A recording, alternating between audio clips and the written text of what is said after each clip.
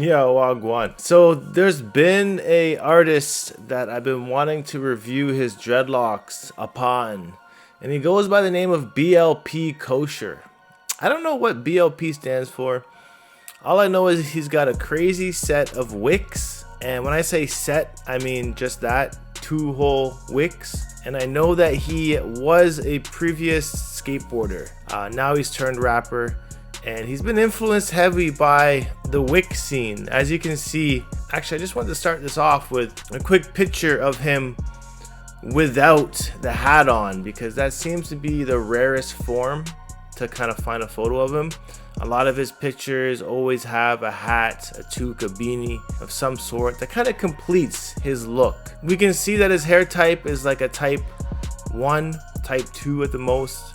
And he's just got 2 big wicks coming from the side of his head.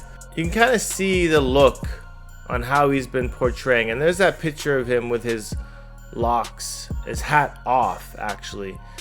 So with the hat on, it actually, the 2 wicks on the side kind of makes it look like the Hebrew look.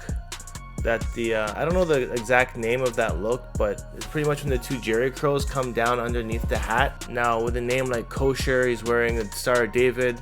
I can only imagine this guy is Jewish, hence why he's kind of taken that whole curly look and changed it to 2 wicks on the side. And you know, this is definitely gonna have to have been done with the crochet hook, double-ended, triple-ended crochet hook.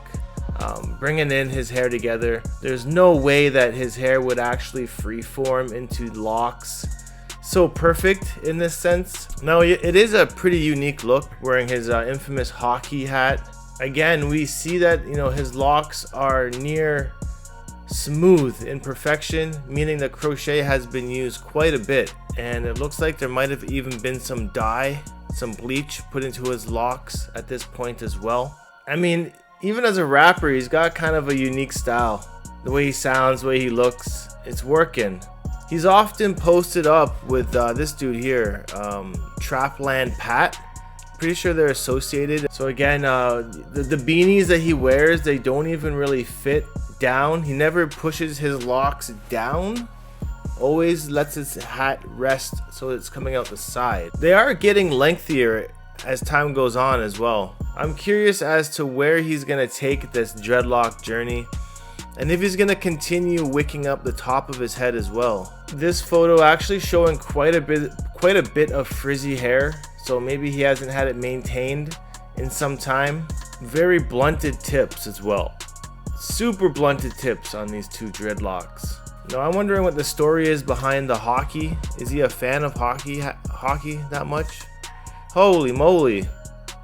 So his brethren here has just the 1 dread coming from the back of his head. The 1 wick. It's crazy how with 2 people, their combined total dreadlocks are just 3. That's nuts. And it's cool how this guy's lock is actually standing up like that. I feel like he must have a wire inserted in there or something to make his lock defy gravity. Very unique duo. Dreadhead duo. Getting chilly in the freezer aisle. Skateboarding, as I mentioned. Oh, that's that Florida skate park. Damn, that was sick. Gas station tings. He actually went ahead and got the perms gone in as well. The perm grills. Now it does take a lot of confidence to rock a dreadlock style like this. Maybe being in Florida, it makes it a little bit easier because there are more people around doing similar things. The dreidel, pretty cool. Yeah, that's the actual look he's going for here. BLP Kosher, very unique set of wicks, I must say, and an even more unique look when his hat isn't on.